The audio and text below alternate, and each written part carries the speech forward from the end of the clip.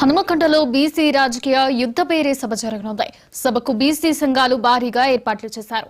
సభలో భవిష్యత్ రాజకీయ కార్యాచరణ ప్రకటిస్తామని బీసీ సంఘాల నేతలు చెబుతున్నారు.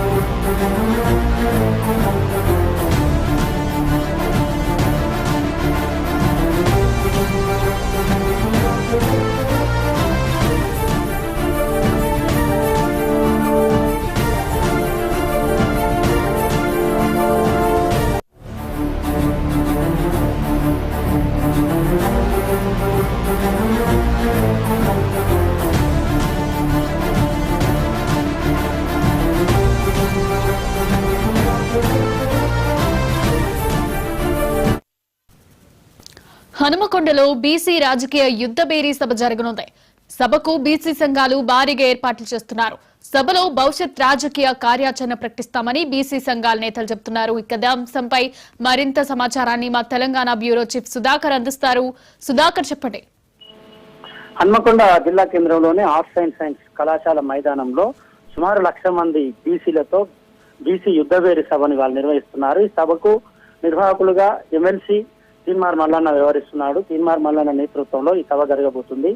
ఈ సభకి రాజకీయ పార్టీలకు అతీతంగా బీసీ ప్రజాప్రతినిధులు, నాయకులందరూ హాజరు కాబోతున్నారు. ఎన్నికలకు ముందు కాంగ్రెస్ పార్టీ కామారెడ్డి డిక్లరేషన్ లో బీసీకి 42% రిజర్వేషన్లు కల్పిస్తామని హామీ ఇచ్చింది. ఆ 42% రిజర్వేషన్లు కల్పించిన తర్వాతే స్థానిక సంస్థల ఎన్నికలు నిర్వహించాలనే ఒక డిమాండ్, అదేవిధంగా బీసీ యుద్ధవేరిని, అదేవిధంగా బీసీ నినాదాన్ని జాతీయ స్థాయిలో వినిపించడం కోసం ఈ సభకి జాతీయ నాయకులను కూడా ఆహ్వానించారు. వారు కూడా హాజరవుతున్నారు. లలూ ప్రసాద్ యాదవ్ కూతురు ఎంపీగా ఉంది, ఆమె వస్తుంది. అదేవిధంగా మరో 2 జాతీయ స్థాయిలోని ఎంపీలు కూడా హాజరవుతున్నారు. వీరితో పాటు రాష్ట్రానికి సంబంధించిన ఆర్ కృష్ణయ్య బీసీ ఉద్యమ నాయకులు ఉన్నారు. అదేవిధంగా బీసీ సంఘం రాష్ట్ర అధ్యక్షులుగా పనిచేసినారు, ఆయన వస్తున్నారు. దీంతో పాటు మాజీ స్పీకర్, శాసనసభ మొదటి స్పీకర్ గా చేసిన సిరికొండ మధుసూదనాచారి, ఎమ్మెల్సీ బసవరాజ్ సారయ్య, ఇలా చెప్పుకుంటూ పోతే బీసీ నాయకులు పార్టీలకు అతీతంగా బీఆర్ఎస్, కాంగ్రెస్, బీజేపీకి సంబంధించిన బీసీ నాయకులందరూ కూడా ఈ సభకు హాజరవుతున్నారు. ఈ సభను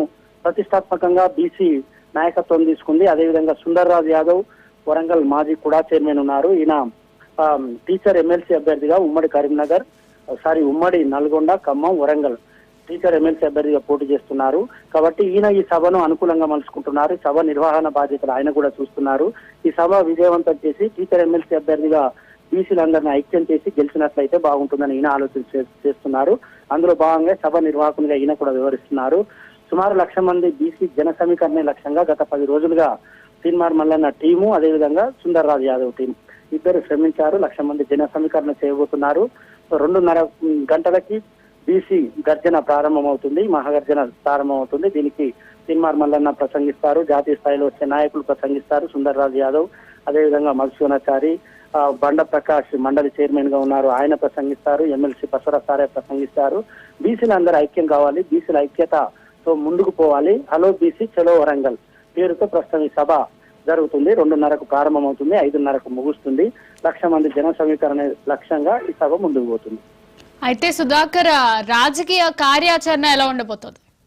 రాజకీయ కార్యాచరణ బీసీలకి ఎక్కువగా సీట్లు దమాషా ప్రకారం బీసీలకు దక్కాల్సిన సీట్లు దక్కాలి. అదేవిధంగా 42% రిజర్వేషన్ అమలు చేయాలి. అమలు చేసిన తర్వాత స్థానిక సంస్థల ఎన్నికలు నిర్వహించాలని చెప్తున్నారు. బీసీ క్రిమిలేయర్ ఒకటి ఉంది. అదేవిధంగా జాతీయ స్థాయిలో బీసీ నినాదం వినబడాలి. పార్లమెంటులో, అసెంబ్లీలో దమాషా ప్రకారం బీసీలకు దక్కాల్సిన సీట్లు దక్కాలనే నినాదంతో ముందుకు పోతున్నారు. కాబట్టి బీసీలు ఎట్టి పరిస్థితుల్లో దీన్ని అనుకూలంగా మలుచుకోవాలి. బీసీ నినాదాన్ని గట్టిగా వినిపించాలి. గతంలో ఎన్నడూ కూడా బీసీల ఐక్యత వర్ధిల్లాలి అంటున్నారు. కాబట్టి కానీ ఎప్పుడు బీసీలందరూ ఏకతాటిపైకి వచ్చిన సందర్భం లేదు. కాబట్టి ఈసారి ఏకతాటిపైకి వచ్చి తమ డిమాండ్ను సాధించుకోవడం లక్ష్యంగా ఈ సభ నిర్వహణతో ముందుకు పోతున్నారు. Right, thank you Sudhakar.